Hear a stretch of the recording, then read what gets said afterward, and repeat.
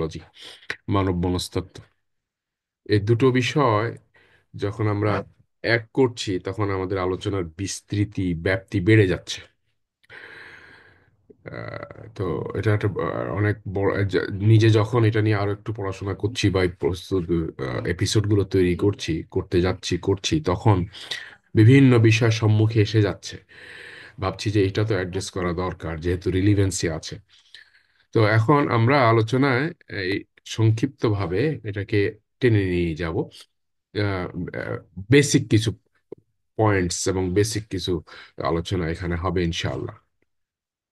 আমরা গতবার দেখেছি যে ইয়েগুলো, বয়ান কিভাবে তৈরি হয়। সূরা আর রহমানের 4 নম্বর আয়াতটা বয়ানের বা অনুবাদ করার ক্ষেত্রে আমরা আমাদের প্রচলিত অনুবাদে ভাষা শিক্ষা দিয়েছেন বলে যে অনুবাদটা করেছি, আল্লামাহুল বয়ান।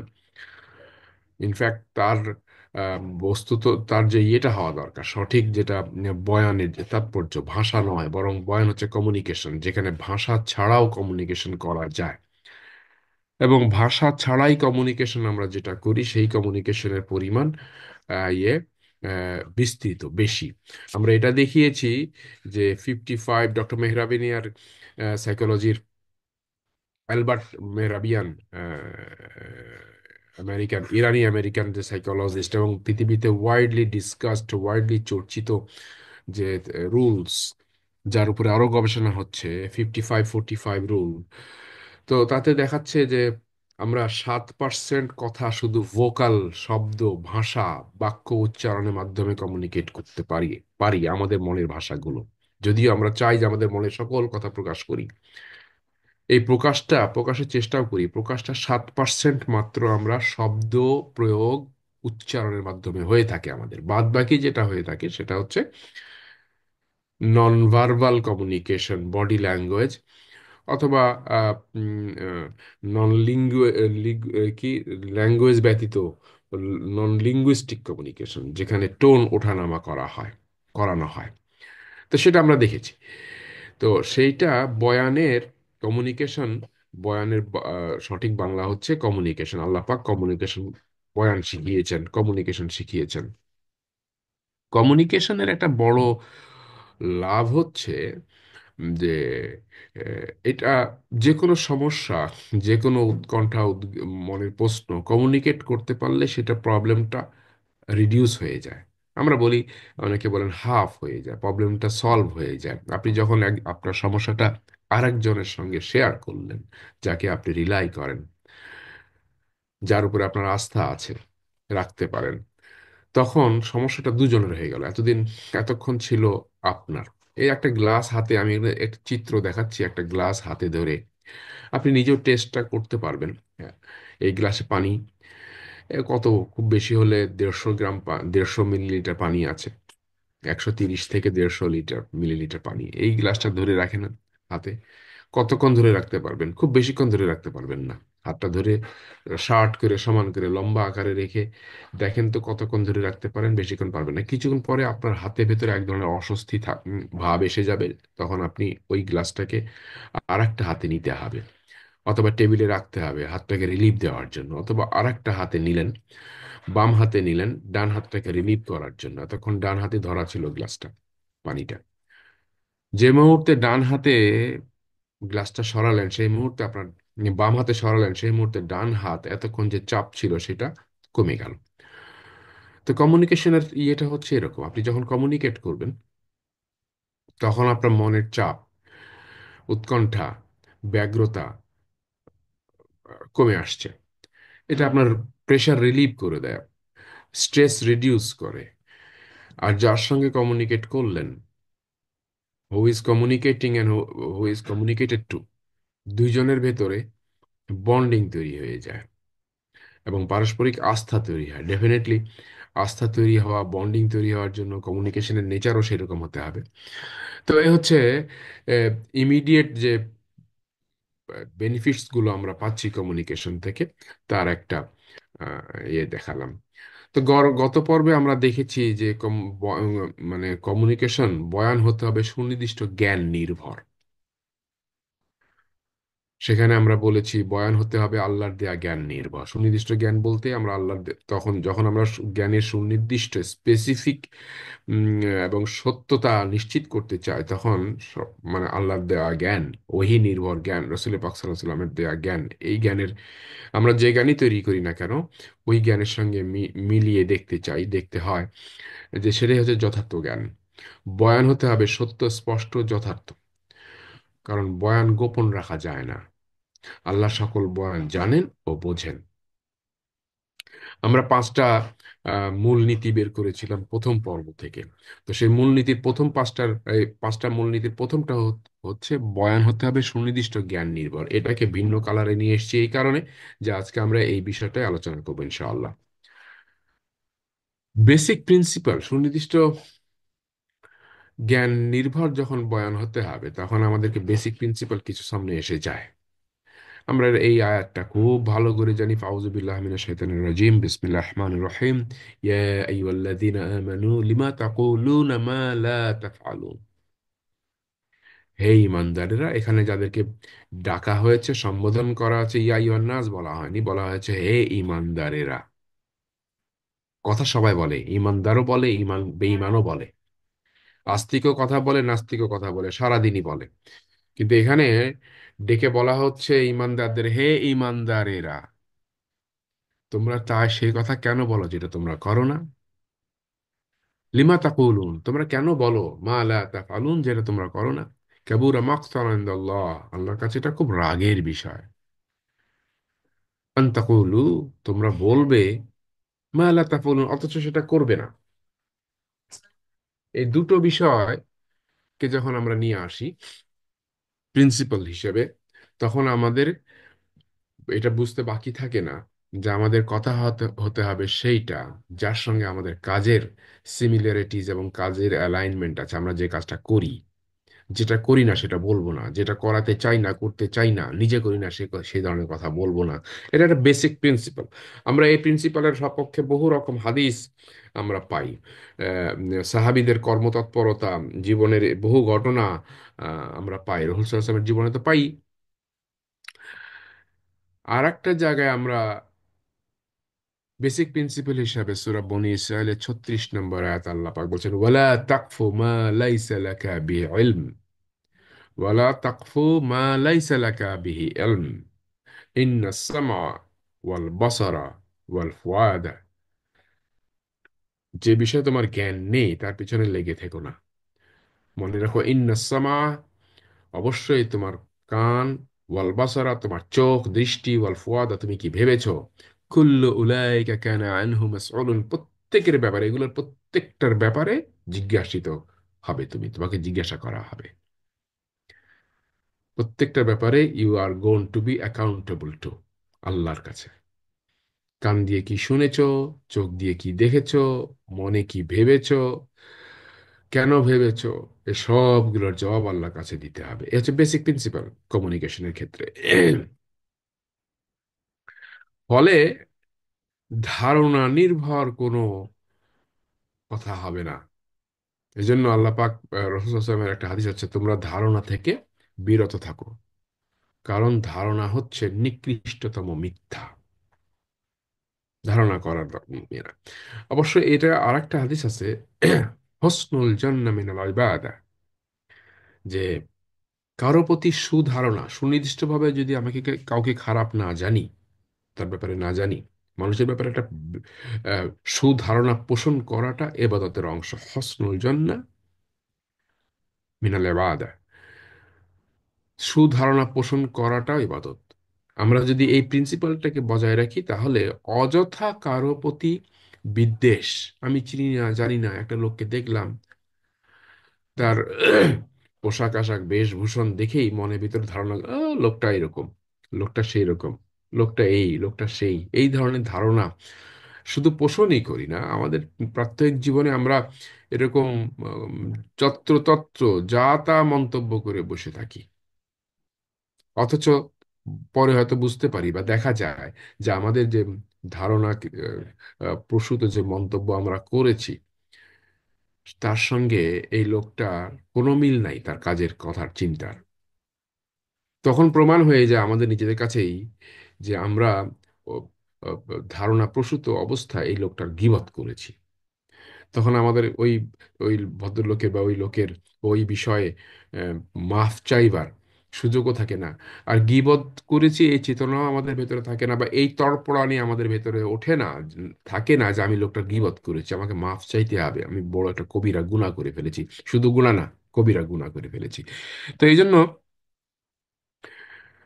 অতিরিক্ত ধারণা করা থেকে আল্লাহ রসুল সাল্লাল্লাহু আলাইহি ওয়াসাল্লাম ইয়েতে আম, আম, আম, বিরত থাকতে বলেছেন, বলেছেন যেটা নিকৃষ্টতম মিথ্যা। পাশাপাশি এটাও যে হসনুল জান্নাহ মিনাল ইবাদা, যে সুধারণা পোষণ করাটাও এবাদতের অংশ, এবাদত হিসেবে পরিগণিত হয়। কাজে সুধারণা করে রাখতে পারবেন, রাখা উচিত যতক্ষণ পর্যন্ত সুনির্দিষ্টভাবে বিপরীত কিছু আমরা না দেখছি, না জানছি, না বুঝছি। আর এক জায়গায় বলেছেন কোন ব্যক্তি মিথ্যাবাদী হওয়ার জন্য এটুকুই যথেষ্ট যে সে যা কিছু শোনে সব বর্ণনা করে। হুম, যা শুনলো জাস্ট রিপিট করে ইয়ে। এখন সে শোনাটা যদি মিথ্যা হয়ে থাকে, এই মিথ্যাটাকে ট্রান্সমিট এবং ট্রান্সফার করার জন্য দায়, করার দায় তার। তো কমিউনিকেশন এটা একটা বড় ইয়ে আমাদের প্রিন্সিপাল, আমাদের প্রাত্যহিক জীবনে যে গুজব ছড়াচ্ছি আমরা, আমরা নিজেরাই গুজব শুধু রটনাই তৈরি করি না, গুজব আমরা নিজেরাও ছড়াই। যারা রচনা করেন না, গুজব তৈরি করি না, আমি মিথ্যা খবর তৈরি করি না, এই কথা যারা মনে করেন, আলহামদুলিল্লাহ। যদি না করে থাকেন তো খুব ভালো। কিন্তু খবর একটা শুনলাম, যাচাই বাছাই ছাড়াই সেটাকে আরেক জায়গায় ট্রান্সমিট করে দিলাম, আরেকজনকে বলে দিলাম, আমিও সেই মিথ্যা গুজব রটনাকারী যে রটিয়েছে, যে তৈরি করা সে তৈরি করেছে, প্রডিউসার প্রডিউস করেছে, আমি সেটাকে ট্রান্সমিট করলাম, ডিসেমিনেট করলাম আর এক জায়গায়। তো সেটাও সেই মিথ্যা বর্ণনার সমতুল্য। রসূল সাল্লাল্লাহু আলাইহি ওয়াসাল্লাম বলেছেন, তোমরা ধারণা অনুমান থেকে বেঁচে থাকো, কারণ ধারণা অনুমান সর্বাপেক্ষা মিথ্যা কথা। একই কথা আর একটা হাদিসে আসছে। কারী যে লোক অনুমান করে যে কথা বলে, তার ধ্বংস ইনএভিটেবল। আল্লাহ রাব্বুল আলামিন বলেছেন কুতিলাল খাররাসুন। এই খাররাসুন অপচয়কারী, অনুমানকারী, আহ, খরচকারী, যা তা খুশি মনে আসলো বলল, বলে ফেললো, কোনো রকম বাজ বিচার নেই। আমরা যেমন বাজ বিচার ছাড়াই অপব্যয়কারী যে যে সে কি করে, বাজ বিচার ছাড়াই যত্রতত্র খরচ করে ফেলে, পরে পস্তাতে হয়, তাকে হাত পাততে হয়, দেউলিয়া হয়ে যেতে হয়, অনাহারে অবজ্ঞায় পড়তে হয়। তো কথাবার্তার ক্ষেত্রে যারা এইরকম অপচয় করে, আন্দাজে কথা বলে, যত্রতত্র হিসাব নিকাশ ছাড়াই মন্তব্য করে, মন্তব্য তৈরি করে, তাদের ধ্বংস অনিবার্য। স্বয়ং আল্লাহ রাব্বুল আলামিনের কথা, কতিলাল খররাসুন, তারা নিজেরা নিজেদেরকে কতল করে ফেললো, ধ্বংস করে ফেললো। ধ্বংস হোক তারা, তারা ধ্বংস হয়ে যাক, তারা কতল হয়ে যাক যারা আন্দাজে কথা বলে। অতএব ইয়া আইয়ুহাল্লাযীনা আমানু তাকুল্লাহা ওয়া কুলু কাওলান সাদীদা, প্রিন্সিপাল হচ্ছে, হে, এখানেও সেই ইমানদারদের ডেকে বলা হচ্ছে। ইয়া আইয়ুহান নাস বলা হয়নি, বলা হচ্ছে ইয়া আইয়ুহাল্লাযীনা আমানু, হে ইমানদারেরা, তোমরা আল্লাহকে ভয় করো, সঠিক কথা বলো। এই যে বয়ান তৈরি করার ক্ষেত্রে এই বেসিক প্রিন্সিপালটা যদি আমাদের মনে থাকে, মনে রাখি আমরা, তাহলে ব্যক্তি হিসেবে আমরা তো বাঁচবো, পরিবারের সদস্যরা বাঁচবে এবং সমাজও বাঁচবে, সভ্যতা বাঁচবে। একটা ছোট্ট ঘটনা বলে রাখি, প্রথম বিশ্বযুদ্ধের বিষয়ে। সে সময় বয়ান কিভাবে তৈরি করা হয়। প্রথম বিশ্বযুদ্ধে উড্রো উইলসন আমেরিকার প্রেসিডেন্ট ছিলেন।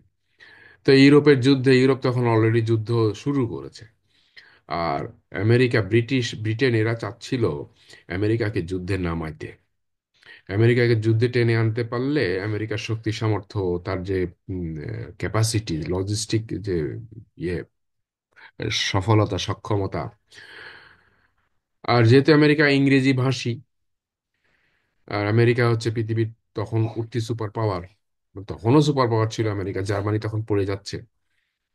তো ওসমানী খেলাফত পড়ে যাচ্ছে, কাজে আমেরিকা তখন জাস্ট ইমার্জিং টাইয়ার। তো আমেরিকাকে যুদ্ধে নামাবে, কিন্তু আমেরিকান জনগণ যুদ্ধে নামবে না। ইউরোপের ওরা মারামারি করে মরুক, আমাদের কি, আমরা কেন ওদের জড়াবো?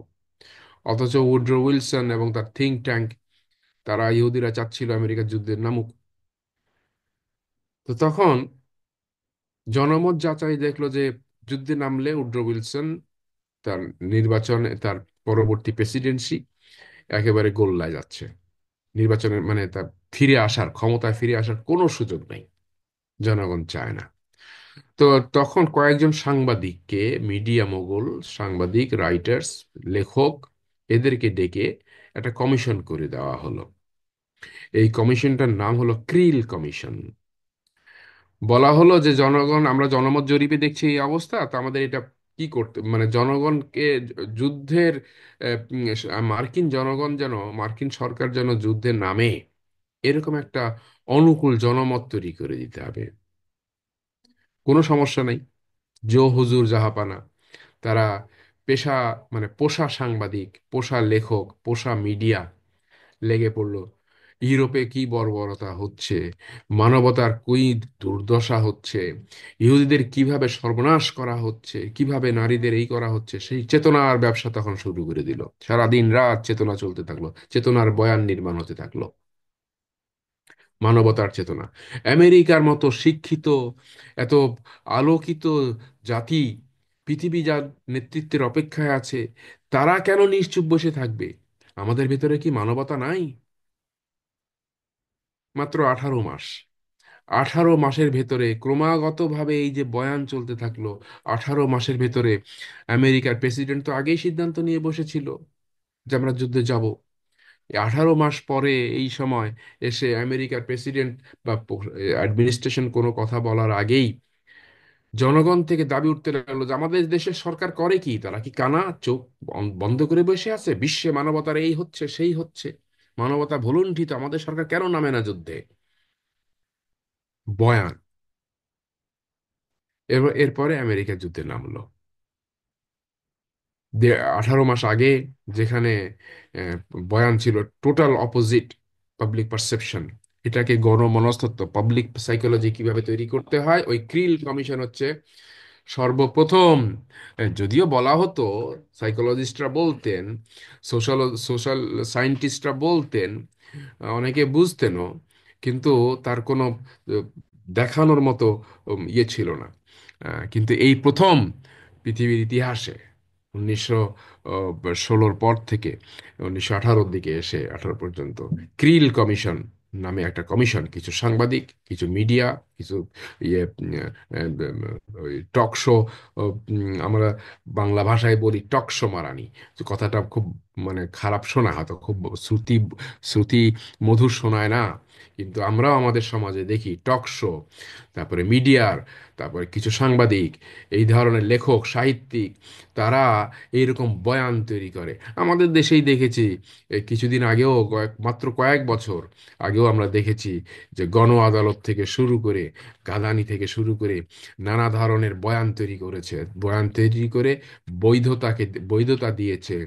আহ, শাপলার, এই যে শাহবাগের আন্দোলনের আগে যে বয়ান, সামওয়্যার ইন ব্লগস, যারা ব্লগে লেখালেখি করতেন, ওই সময় আমিও লিখতাম ব্লগে, হক কথা নামে, ছদ্মনামে।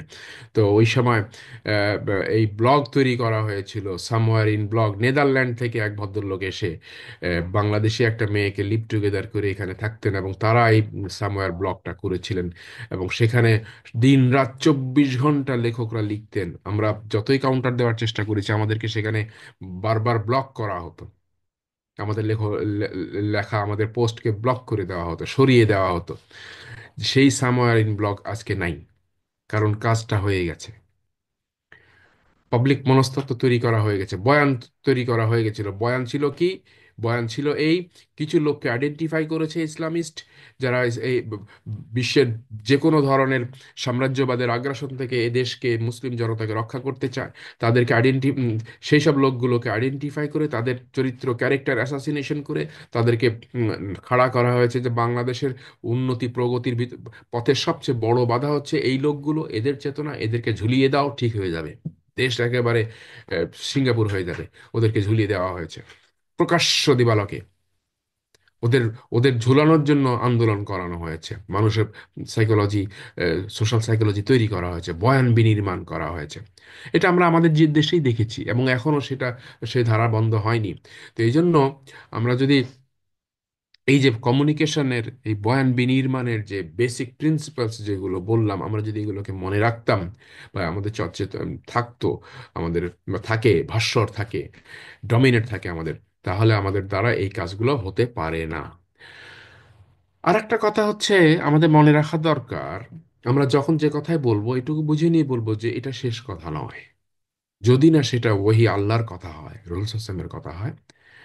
আমরা আমাদের যে কোনো বয়ান তৈরি করার ক্ষেত্রে, যে কোনো বক্তব্য, আমাদের মতামত দেওয়ার ক্ষেত্রে বেসিক প্রিন্সিপালটা হচ্ছে ওয়া ফাওকা কুল্লি যি ইলমিন আলিম। মনে রাখা দরকার, প্রত্যেক জ্ঞানীর উপরে আরেকজন মহাজ্ঞানী আছেন। যেটা আমরা বাংলা ভাষা বলি, প্রত- প্রত্যেকে, মানে প্রত্যেক ইয়ের মস্তানি করার ক্ষেত্রে বলে তো বাপেরও বাপ থাকে। তো ঠিক সেরকম প্রত্যেক জ্ঞানীর উপরে রয়েছেন আরেকজন মহাজ্ঞানী। সো কোনো বয়ান, কোনো তথ্য, কোনো কমিউনিকেশন যদি এই মহাজ্ঞানীর রেফারেন্সে আসে, then this is the case. Otherwise আমাদের যত জ্ঞানী হোক, যাই হোক, যত যাই বলুক, যত শুনে যতই রিলিভেন্ট মনে হোক না কেন, অকাট্য সত্য মনে হোক না কেন, আমাদের কথা বুঝতে হবে যে এটাই শেষ কথা নয়, এই মতই শেষ মত নয়। ওয়া ফাওকা কুল্লি যি ইলমিন আলিম। প্রত্যেক জ্ঞানীর উপরে আর একজন জ্ঞানী আছেন, মহাজ্ঞানী। কথা নেয়ার ক্ষেত্রে বা কথা বলার ক্ষেত্রে, তথ্য দেওয়ার ক্ষেত্রে, তথ্য নেয়া দেওয়ার ক্ষেত্রে আমাদের একটা আরবিতে একটা কথা আছে, মান হাফাজা হুজ্জা মিন হাফাজা হুজ্জা আলা মান লাম ইয়াহফাজ। মান হাফাজা হুজ্জাতান আলা মান লাম ইয়াহফাজ। যারা দলিল দেয়নি, সোর্স দেয়নি, তাদের কথার চাইতে যাদের কথায় সোর্স আছে তাদের কথা প্রাধান্য পাবে। তাই সেই কথাটাকে স্টোর করা হবে, সেই কথাটাকে রিসিভ করা হবে, সেই কথাটাকে মেনে নেওয়া হবে। এটা বেসিক প্রিন্সিপাল। এই জন্য লেখক সাহিত্যিকরা, বিশেষ করে গবেষকরা কি করেন, তাদের প্রত্যেকটা তাদের বইয়ে তারা বিভিন্ন জায়গায় থেকে বিভিন্ন কথা বলেন, তাদের নিজস্ব ন্যারেটিভস তারা দেন। বিভিন্ন ন্যারেটিভকে নিয়ে এসে ন্যারেটিভ তৈরি করেন, নিজস্ব একটা বিনির্মাণ ন্যারেটিভ তৈরি করেন। কিন্তু তারা যেসব তথ্যগুলো দেন, যেখান থেকে যে কথাই বলুন বলেন না কেন, তার পেছনে তারা নিজেদের কথার বাইরে এসে অন্য যে কোনো জায়গা থেকে যে কোনো তথ্য বা বয়ান তৈরি করার ক্ষেত্রে তারা ওই বইয়ের, ওই লেখকের প্রবন্ধের রেফারেন্স দেন, অথেন্টিসিটি বাড়ানোর জন্য। এই প্রিন্সিপালটাকে এখানে রাখা হয়, কারণ প্রেমের উপন্যাস লিখলে সেখানে কোনো রেফারেন্সের দরকার পড়ে না, ফিকশন লিখলে রেফারেন্সের দরকার পড়ে না। কিন্তু যখন প্রবন্ধ লিখবেন, যখন গবেষণা আর্টিকেল লিখবেন বা লেখা হবে, তখন তার রেফারেন্সের প্রয়োজন পড়ে। এই প্রিন্সিপালটা হচ্ছে মান হাফাজা হুজ্জাতান আলা মান লাম ইয়াহফাজ। যারা দলিল সংরক্ষণ করেনি তাদের উপরে প্রাধান্য পাবে তাদের কথা যারা সংরক্ষণ করেছে, অর্থাৎ যারা সোর্স দিয়েছে। এই জন্য জ্ঞান নির্ভর কথাই উত্তম। আমাদের সমাজে জ্ঞানকে দুভাগে উপস্থাপন করা হয়, একটা হোমোজেনাস আর একটা হেটেরোজেনাস। হোমোজেনাসটা হচ্ছে যেটা সোর্স আছে, হেটেরোজেনাস হচ্ছে যেটা সোর্স নয়, আন্দাজে একটা কথা বলে ফেললেই হলো, বিশ্বস্ত সূত্রে পাওয়া। তারপরে বিদগ্ধ জনেরা বলেন, আমাদের পত্রিকায় দেখবেন বিশ্বস্ত সূত্রে পাওয়া, অনেকে বলেন, পণ্ডিতেরা বলেন, অভিজ্ঞজনেরা বলেন। এই অভিজ্ঞজন, বিদগ্ধজন, এই ধরনের মানে মানে চটুল এবং মানে কুশলী কথা দিয়ে মিথ্যা কথা চালা দেওয়া হয়, শোনা যায়, জানা যায়, জানা গেছে, এই ধরনের কথা। এর কোনো ইয়ে নাই। তো সূত্র সমর্থিত হোমোজেনাস যেটা, এটাই হচ্ছে জ্ঞান, সত্য জ্ঞান। এই জ্ঞান ভিত্তিক কথা আমরা বলবো, নেব। এখন হোমোজেনাস জ্ঞানই হলো সত্য। সত্যের একমাত্র এবং অকাট্য উৎস হচ্ছে ওহির জ্ঞান। ওহি, কোরআন। আর একটা হচ্ছে ওহির আর একটা রূপ আছে, যেটা রসূল সাল্লাল্লাহু আলাইহি ওয়াসাল্লামের সিরা। কারণ আল্লাহ রসূল সাল্লাল্লাহু আলাইহি ওয়াসাল্লাম নিজে থেকে কিছু বলেননি যতক্ষণ পর্যন্ত তাকে বলতে বলা না হয়েছে। তার নববী জীবনের যে কর্মকাণ্ড সেটার কথা বলছি। কাজে আমাদের সকল কর্মকাণ্ড, কমিউনিকেশন, এই দুটো সূত্র, হোমোজেনাস সত্যের অ্যালাইন হতে হবে। এর সঙ্গে এ উৎস এখান থেকে আসতে হবে। হেটেরোজেনাস হচ্ছে সূত্রবিহীন, আংশিক সত্য, সত্য মিথ্যার মিশেল, অনুমান ও ধারণা এবং মিথ্যা। এই যে চারটা, এই চারটার ব্যাপারে কোরআনে সুস্পষ্ট হয়ে আছে, ওয়ালা তালবিসুল হাক্কা বিল বাতিল ওয়ালা তাকতুমুনাল হাক্কা ওয়া আনতুম তাআলামুন। তোমরা সত্যের সাথে মিথ্যা মিশাও না, সত্য গোপন করো না জেনে শুনে। আমরা খুব ভালো করে জানি। তো এগুলো প্যাথোলজিক্যাল থট প্রসেসের অংশ। আমরা এর আগে একবার সম্ভবত প্রথম দিকে আমরা আলোচনা করেছিলাম থট প্রসেস। মানুষের তিনটা থট প্রসেস থাকে, logical, psychological, pathological. Pathological thought প্রসেসের উদাহরণ আমি দিয়েছি যে আবু জেহেল, আবুল লাহাব প্যাথোলজিক্যাল থট প্রসেসের ধারক ছিল। তো প্যাথোলজিক্যাল থট প্রসেস হচ্ছে যে অসুস্থ, রোগাক্রান্ত চিন্তা মানুষ। আমরা সেটা আলোচনা এখানে যাচ্ছি না। তো এই রোগাক্রান্ত চিন্তা মানুষ, যার অন্তরের রোগ আছে, এই হচ্ছে প্যাথোলজিক্যাল থট প্রসেস। তো এই হেটেরোজেনাস হচ্ছে প্যাথোলজিক্যাল থট প্রসেসের একেবারে কোর উপাদান। এই জন্য ওয়াকুলু লিন্নাসি হুসনা, মানুষের সাথে, মানুষের জন্য, মানুষের কাছে উত্তম কথা বলো। উত্তম ভাবে কথা বলা একটা জিনিস, আর উত্তম কথা বলা, উত্তম কথা বলা জিনিস। আপনারা জানেন যে রাসূল সাল্লাল্লাহু আলাইহি ওয়াসাল্লাম একবার আয়েশা রাদিয়াল্লাহু তাআলা আনহার ইয়েতে তখন ওনার বয়স 16, 16.5। উনি তো 18 বছর বয়সে বিধবা হয়েছেন। তো 16 বছর বয়স যখন ওনার, সম্ভবত 16 এরকম। তো একবার হালা রাদিয়াল্লাহু তাআলা আনহা এসছেন, এক থুত্তুরে বুড়ি, খেজুরের লাঠি ভর করে, অসুস্থ মানে বুড়ো বার্ধক্যের কারণে উনি অসুস্থ হয়ে গেছিলেন, মানে ওটা দেখে দুর্বল মনে হচ্ছিল। তো ওনার গলা শুনে রাসূল সাল্লাল্লাহু আলাইহি ওয়াসাল্লাম বিশ্রামে ছিলেন, ধুরমুর করে উঠে বসলেন, হালা এসছে, হালা এসছে। মানে ওনার সেই গায়ের কাপড় চোপড় উনি কিভাবে গোছাচ্ছিলেন, তটস্থ হয়ে, হালা এসছে, হালা এসছে। আয়েশা রাদিয়াল্লাহু তাআলা আনহা ওনার মুখের দিকে তাকাচ্ছেন, চিন্তা করছেন কি ব্যাপার, হঠাৎ করে কি হলো, হালা, মান মান হিয়া হালা, হালা কে? তো উম, আহলান আহলান ইয়া হালা, আহলান ইয়া হালা। রাসূল সাল্লাল্লাহু আলাইহি ওয়াসাল্লাম বলতেছেন হালাকে, আসো আসো, তোমার আগমনটা ইয়ে হোক, মুবারকবাদ, মুবারকবাদ। আয়েশা রাদিয়াল্লাহু তাআলা আনহা অবাক, বাচ্চা মেয়ে, 16 বছরের বয়স, অবাক হয়ে শুধু তাকাচ্ছেন, একবার হালার দিকে তাকান, রাসূল সাল্লাল্লাহু আলাইহি ওয়াসাল্লামের দিকে তাকাচ্ছেন, অবাক বিস্ময়ে যে উনি এত আনন্দিত, এত তটস্থ, এত উৎফুল্ল হওয়ার কারণ কি? আয়েশা রাদিয়াল্লাহু তাআলা আনহার মনের চিন্তা। আর হালার এই দিকে তাকায় চিন্তা করতেছেন, ওই আয়েশা রাদিয়াল্লাহু তাআলা চিন্তা করতেছেন, এই বুড়ি, ওনার ভিতরে এমন কি আছে, কে উনি যে ওনার জন্য এইভাবে আল্লাহ রসুল আনন্দিত হলেন, ধুমড় করে উঠে বসলেন, হ্যাঁ, চোখে মুখে আনন্দের একটা আভাস। তো খুব সুন্দরভাবে কথা বলেন। আশিরা জেলা তারা অত্যন্ত বিদুষী নারী। উনি আহ, পরিস্থিতি ওনার আগ্রহ সত্ত্বেও উনি মানে যত ইয়ে ছিল, ব্যগ্রতা ছিল, সব চাপা রেখে উনি পরিস্থিতির সাথে স্বাভাবিকভাবে মানিয়ে চললেন, এবং আলহামদুলিল্লাহ। আর হালা রাজা তারা যখন চলে গেলেন, তখন জিজ্ঞাসা করলেন, ইয়া রাসূলুল্লাহ, উনি কে? তো বললো যে ইনি হচ্ছেন ইয়ে ওই যে খাদিজা রাদিয়াল্লাহু তাআলা আনহার বোন, হালা। তখন আয়েশা রাদিয়াল্লাহু তাআলা বলছেন, ইয়া রাসূলুল্লাহ, সেই বুড়ি যে কবে মারা গেছেন, আহ, আজও আপনি তার কথা মনে করেন? আল্লাহ আপনাকে এত সুন্দর, নিজের দিকে একটা 16 বছরের মেয়ে, ষোড়শী, আল্লাহ আপনাকে একটা তার চেয়ে দেখে উত্তম স্ত্রী দেননি? আয়েশা রাদিয়াল্লাহু ছিলেন তো রক্তের মতো লাল টকটকা, ওনার গায়ের রং ছিল, আর অত্যন্ত সুন্দরী ছিলেন। আল্লাহ রসুল সাল্লাল্লাহু আলাইহি সাল্লাম তখন উত্তম কথা বলেছেন, উত্তম ভাবে বলেছেন, উত্তম কথা বলেছেন। কথাটা কি ছিল? একজন স্বামী তার স্ত্রীকে, 16 বছর বয়সের স্ত্রীকে বলছে, আল্লাহর কসম, আয়েশা না, খাদিজা রাদিয়াল্লাহু তাআলার চেয়ে উত্তম কোন স্ত্রী আমাকে আল্লাহ দেননি। আর আমার অন্তরে আল্লাহ যদি তার জন্য ভালোবাসা ঢেলে দিয়ে থাকেন, তা আমি কি করব? আয়েশা রাদিয়াল্লাহু তাআলার সামনে তার বিগত হয়ে যাওয়া, ইন্তেকাল করে যাওয়া উম, বুড়ি, বৃদ্ধা স্ত্রীর ব্যাপারে, স্বামী এক স্ত্রীর ব্যাপারে আর এক স্ত্রীকে বলছেন, আল্লাহর কসম, তার চাইতে উত্তম স্ত্রী আমাকে আল্লাহ দেননি। এই যে কথাটা সত্য।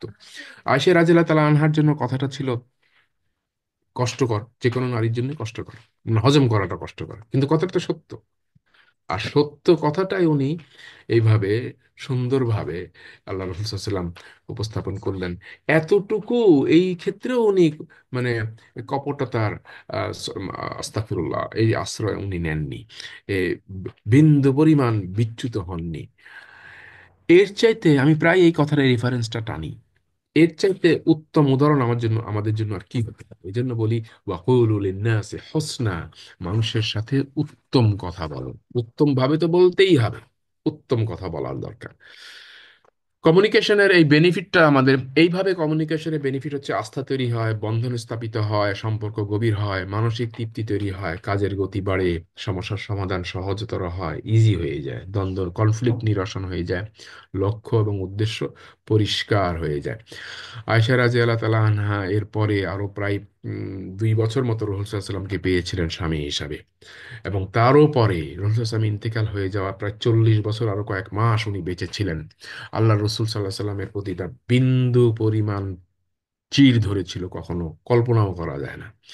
ওনার যে আস্থা ছিল আল্লাহ রসুলের প্রতি, ওনার যে ভালোবাসা ছিল, ওনার যে বিশ্বাস ছিল, এর পেছনে অনেক কারণ থাকতে পারে, নিঃসন্দেহে আছে। কিন্তু এই কমিউনিকেশন আল্লাহ রসুল সাল্লাহ সাল্লামের তার স্ত্রীর সাথে যে যে ক্যান্ডিড, একেবারে candid communication, cordial and candid communication, এইটার একটা বড় এই কর্ডিয়াল অ্যান্ড ক্যান্ডিড কমিউনিকেশন একটা বড় অংশ ছিল, বড় উপাদান ছিল, বড় কি বলবে কারণ ছিল। জাযাকুমুল্লাহ খায়ের, আপনারা অনেকক্ষণ ধৈর্য ধরে আমার কথা শুনেছেন। আপনাদেরকে অসংখ্য ধন্যবাদ। আসসালামু আলাইকুম রহমতুল্লাহ। ওয়ালাইকুম আসসালাম রহমতুল্লাহি ওয়া বারাকাতুহু।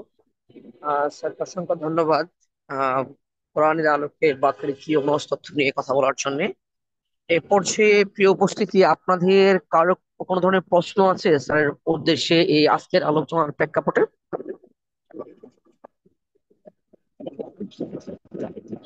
অথবা আপনাদের কারো কোনো ধরনের মতামত যদি থাকে আপনারা কাইন্ডলি।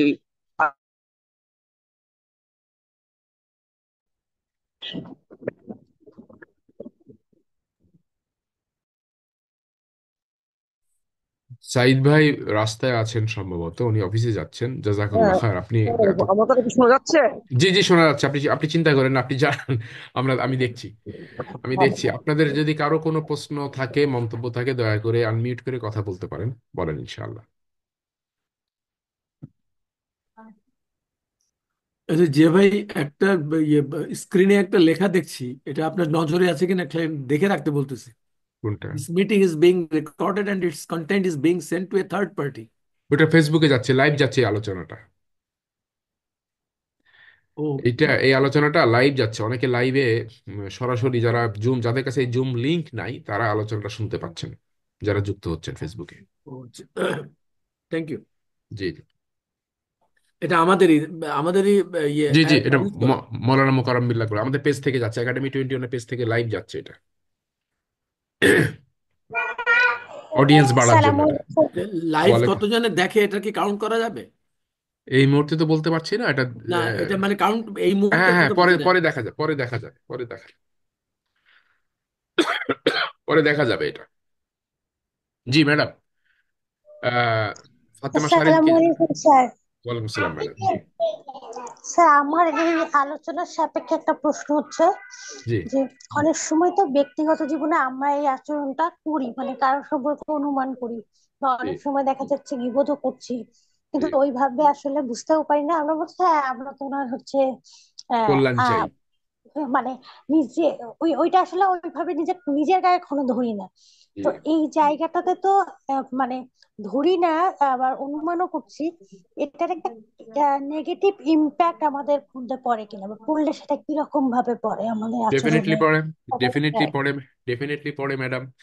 আপনারা আপনি নিশ্চয়ই এই কথাটা জানেন যে অবসেসড, প্রি অবসেসড হয়ে থাকা মানুষের, প্রি জাজ হয়ে থাকা, আমরা কারো ব্যাপারে ভুল ধারণা যদি নাও বলি, কিন্তু যদি ধারণা করেও থাকি, পরবর্তী কমিউনিকেশনে, ইন্টারাকশনে, কখনো আপনার কলিগ, একজন কলিগ যার সাথে আপনার কোনো ইন্টারাকশন হয় না, সাধারণত প্রয়োজন পড়ে না, কিন্তু কোনো কারণে তার ব্যাপারে আপনি একটা ভুল ধারণা, মনের ভিতরে ধারণা তৈরি করে নিয়েছেন। এই ধারণাটা ইতিবাচক নয়, কিন্তু আপনি প্রকাশ করছেন না। প্রকাশ করলে একটা কথা, প্রকাশ করেনও না, আপনি মনের ভিতরে আছে, পরবর্তীতে যদি অফিস সেট আপে পরিবর্তনের কারণে বা কোনো কারণে যদি তার সাথে কমিউনিকেট করতে যা হয় আপনাকে, সেক্ষেত্রে আপনার ওই যে পূর্ব ধারণা তৈরি করে রাখা সেইটার যে ভেতরে যেই আপনি হয়তো খুব সচেতনভাবেই কমিউনিকেট করছেন, কিন্তু যেহেতু আমরা কমিউনিকেশনের 7% মাত্র ভোকাল ইয়েতে করি করি আর বাদ বাকি নন ভার্বাল কমিউনিকেশন, বডি ল্যাঙ্গুয়েজের মাধ্যমে ম্যাক্সিমাম কমিউনিকেশনটা হয়ে যায়, তখন আমরা আমাদের অবচেতন মনে আমাদের অজান্তেই এর এর এর এর প্রভাব পড়তে পারে। এজন্য সবচেয়ে বড় কথা হচ্ছে আপনি প্রকাশ তো করবেনই না, আমরা প্রকাশ করব না, অর্থাৎ না জেনে একজনের ব্যাপারে মন্তব্য করব না, সেটা গীবত হবে। আর যদি প্রকাশ সামনে করি তাহলে তহমত হবে, আর যদি মনে মনে করি তাহলে ভুল ধারণা হবে। এই জন্য ভুল ধারণা করতেও নিষেধ করা হয়েছে, 3টা স্তরেই আল্লাহ পাক নিষেধ করে দিয়েছেন এটা। আপনার বক্তব্য আমরা এটা বুঝি না, মানে আমরা এটা এই জন্য যে আমাদের যে সমাজ, এই সমাজে গীবত করাটা খুব আদি আদি অর্থাৎ একেবারে সাধারণ একটা বিষয়। সারাদিন আমরা গীবত করছি, গীবত শুনছি, গীবতকে প্রশ্রয় দিচ্ছি, ফলে আমাদের কাছে এটা কোনো বিষয়ই না। এখন যখন আমরা এটা নিয়ে ভেঙে ভেঙে আলোচনা করি, তখন আমাদের ভিতরে ভয় হয়, আল্লাহ আমি তো এটা করছি, আল্লাহ আমাদের এটা করছি। এই ভয়টা জাগানোর জন্যই তো এই আলোচনা। আমরা এটা থেকে বেঁচে থাকবো ইনশাআল্লাহ। জাযাকাল্লাহ খায়ের ম্যাডাম। ধন্যবাদ স্যার। আরো কারো কোনো ধরনের প্রশ্ন শাহিদা আছে? শাহিদা হাত তুলেছেন, ম্যাডাম আপনি আনমিউট করে কথা বলতে জি, পারেন। সাইদা আপু, আপনি আপনার কোয়েশ্চেনটি করুন প্লিজ। জি, আসসালামু আলাইকুম। ওয়ালাইকুম আহ, আসসালাম। আমার প্রথম দুইটা প্রশ্ন। একটা হচ্ছে যে এই যে আমরা মানে কারো সম্পর্কে অনেক সময় দেখা যাচ্ছে কারো কোনো কাজ আমার ভালো লাগলো না, আমি জানি সে কাজটা হয়তো করা উচিত হয় না, ওটা আমার মনে হয়, কিন্তু আমি ওটা বলি না। কারণ আমার মনে হয় যে আমি যদি ওটা বলি তাহলে তার সাথে আমার সাথে হয়তো রিলেশন খারাপ হইতে পারে, হয়তো বা তার খারাপ লাগতে পারে। এটা আসলে আমার মনের মধ্যে ধরে রাখি আর কি। তো এটা আসলে কতটুকু উচিত অনুচিত, ওইটা একটা। আরেকটা হচ্ছে যে গতকাল এশার নামাজ পড়ার পর আমার ভাগ্নি, সে ইন্টার পাস করছে, ও আমাকে একটা কোশ্চেন করলো। সে নামাজের যায় নামাজে থেকে কোশ্চেন করলো যে আমাদের মনে তো মাঝে মধ্যে যে আল্লাহ সম্পর্কে, নবী রাসূল সম্পর্কে অনেক খারাপ চিন্তা ভাবনা আসে, এটা আসলে কেন আসে, বা এটা আসলে আমরা কি করব। ও আমাকে এই কোশ্চেনটা করলো। তো এটার ক্ষেত্রে আমি ওকে যেটা বলেছি সেটা হচ্ছে যে আমরা যখন কোনো কিছু সম্পর্কে কম জানি, তখন ওটা সম্পর্কে আমাদের অনেক সন্দেহ আসবে। এই জন্য আমাদের হচ্ছে যে নবী রাসূল সম্পর্কে, কোরআন সম্পর্কে, আল্লাহ সম্পর্কে বেশি বেশি জানা দরকার, তাহলে হয়তোবা সন্দেহটা আসবে না। তো এটা আমি, আমার আনসার এটা ছিল। এখন আমি আপনার থেকে জানতে চাচ্ছি স্যার যে আসলে এই মানে ব্যাপারটা কেমন আর কি। দেখেন ম্যাডাম, আপনি। Thank you, thank you. প্রথম বিষয় হচ্ছে যে আমরা যখন কারো ব্যাপারে একটা ধারণা করি বা দেখি যে একটা কাজ হচ্ছে, এটা নির্ভর করে হচ্ছে তার সঙ্গে আপনার পার্সোনাল রিলেশনশিপটা কেমন, পারস্পরিক ট্রাস্ট রিলেশনশিপ কত দূর পর্যন্ত যেতে পারেন আপনি। তো এ নিয়ে মন্তব্য করার বা কিছু যদি এমন হয় যে আপনার খুব নিকটজন, আপনি তার কল্যাণকামী, তাহলে পরবর্তী কোনো একটা সুযোগে তাকে বিষয়টাকে একা তাকে বিষয়টা বলে দেওয়া, কিন্তু বলাটা আবার একটু টেকনিক্যালি বলতে হয়। আচ্ছা, তোমাকে পরশুদিন এই কাজটা এরকম একটা কথাটা বলতে দেখলাম, শুনলাম আমি, তখন আমার মনে প্রশ্ন জাগলো, কথাটা এটা কি ব্যাপার, কি আমাকে একটু বুঝায় বলো তো। তাকে নিজেকে ব্যাখ্যা, ওপেন কোশ্চেন, তাকে নিজেকে ব্যাখ্যা করতে দিলে সে যখন এটা এমন হতে পারে, সে তখন রিয়েলাইজ করে ফেলবে যে আমি যে এটা ঠিক করিনি এবং এটা অনেকের নজরে পড়েছে। আপনি এই সুযোগে যদি রিয়েলাইজটা প্রথমেই করে ফেলে, সে আপনি যদি বুঝতে পারেন যে উনি রিয়েলাইজ করেছেন, তাকে বলে দেন যে আসলে এটা এজন্য আমিও মাঝে মধ্যে এরকম করে ফেলি, আমাদের একটু সাবধান হওয়া দরকার, এতটুকু বলাটাই যথেষ্ট। উনি বুঝে ফেলবেন যে আপনি কি বলতে চাচ্ছেন, মানে এটা ভুল হয়েছে। এ হলো এক। দ্বিতীয় কথা হচ্ছে যে আমাদের মনে এরকম অনেক সময় বুদবুদের মতো নানা রকম ধারণা উদয় হয়, বিশেষ করে নামাজে, সেজদায়, এগুলো হয়। তো তখন এ ব্যাপারে আলেমরা ভালো বলতে পারবেন। আমিও মানুষ, আমি আলেম না হলে একটা মানুষ, তো আমাকে তো এরকম ইয়ে করে। আমি তখন যেটা করি, কোন এক জায়গায় দেখেছিলাম, সেই জন্য আমলটা করি, ইস্তেগফার করার পাশাপাশি আমি রাসূল সাল্লাল্লাহু আলাইহি ওয়াসাল্লামের উপরে দরুদ পড়িনি। এরকম ক্ষেত্রে রাসূল সাল্লাল্লাহু আলাইহি ওয়াসাল্লামের উপর দরুদ পড়লে মনের ইয়েগুলো দূর হয়ে যায়। আমার ক্ষেত্রে তো হয়, হয়েছে। আমি এই দুটো প্র্যাকটিস করি। Thank you madam. জি sir, thank you. Thank you. হ্যাঁ বাবু ভাই, গোলাম মোস্তফা বাবু, জি ভাই। আসসালামু আলাইকুম। ওয়ালাইকুম আমি আসসালাম, জি। যেটা বলছিলাম সেটা মিসকমিউনিকেশন। অনেক সময় দেখা যায় যে কথাবার্তার মধ্যে বা বলার মধ্যে বা এর মধ্যে অনেক মিস হয়ে যায়। সেই ক্ষেত্রে মানে একজনের কথার পরিপ্রেক্ষিতে আরেকজনকে আন্ডার এস্টিমেট করা বা করা এগুলো হয়। এই মিসকমিউনিকেশন থেকে বাঁচার উপায় কি? মিসকমিউনিকেশনের এটা হচ্ছে একটা আউটকাম, একটা কাজের আউটকাম। কাজটা হলো লিসেনিং। তো লিসেনিং সূরা জুমারের, আমরা ওই এই কমিউনিকেশনের এটা তো আসছে, ওই আলোচনা আসবে মিসকমিউনিকেশন থেকে বাঁচার রাস্তাটা কি, সহজ পথ কি, এটা আমাদের এই আলোচনার একটা পর্যায়ে এটা আসবে ইনশাআল্লাহ, তখন আমরা আলোচনা করবো ইনশাআল্লাহ। জাযাকাল্লাহ। জি, সালাম আলাইকুম। আসসালামু আলাইকুম। আবু তারেক বলছি। তারেক ভাই, জি। ওয়ালাইকুম সালাম, জি। স্যার, আপনি জম্মি আপুকে যেটা বললেন, ফাতেমা ফারজানা আপুকে যেটা বললেন যে এটা আহ, আল্লাহ রাসূল আল্লাহ সরাসরি নিষেধ করে দিচ্ছেন, কিন্তু এটা জানি আল্লাহ রাসূলও নিষেধ করেছেন রিপিটেডলি ধারণা করার প্রসঙ্গে আর কি। জি। তো এটার আপনি এখানে একটা সাইকোলজিক্যাল টার্ম ইউজ করলেন।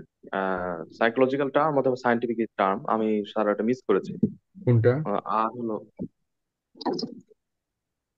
প্রি অবসেস না কি যেন এরকম একটা কিছু বললেন। একটা অবসেসড হয়ে যাওয়া। প্রি অবসেস বলতে একটা অবসেস থাকা, একটা অবসেশন, মনের ভিতরে একটা অবসেস থাকে, এটাকে বলে প্রিজাজ, যেটা তৈরি করে রাখা। এই, সরি একটু রাখেন। তো পরবর্তীতে এটা হয় কি, প্রি অকুপেশন, প্রি অকুপাইড, আপনারা বলেন, আপনারা তো বেশি বলেন প্রি অকুপাইড হয়ে থাকা। তো প্রি অকুপাইড হয়ে থাকা আপনার যে উপলব্ধি হয়েছে একজনকে দেখে, সেটার কারণে যদি আপনি প্রি অকুপাইড হয়ে থাকেন কারো ব্যাপারে, আপনার উপর উপলব্ধিটা যদি ভুল হয়ে থাকে, কথার কথা একটা ধারণা আপনি মনের ভিতর করে নিয়েছেন, আপনি প্রি অকুপাইড হয়ে আছেন তার ব্যাপারে, এরপরে ওই ভদ্রলোকের সাথে, ভদ্রমহিলার সাথে আপনার যখন পার্সোনাল ইন্টারাকশন হবে, তখন আপনার প্রি অকুপেশন থেকে আপনার কমিউনিকেশন প্রভাবিত হবে। আমি এটা বলতে চেয়েছি। ঠিক আছে স্যার, বুঝতে পেরেছি। জি, থ্যাংক ইউ।